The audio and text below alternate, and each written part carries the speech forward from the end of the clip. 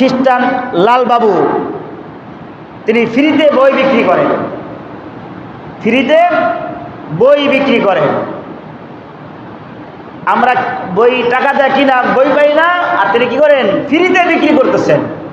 খ্রিস্টান লালবাবু সেখানে ফ্রিতে নবীদেরকে ভুল ধরছে, নবীরা ভুল করছে।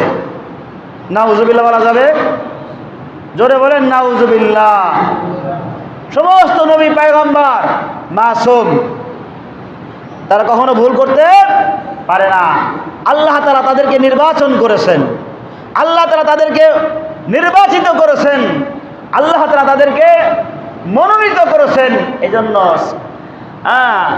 আম্বিয়া ইকরাম, পয়গম্বর, রসুল তারা কখনো ভুল করতে পারে না।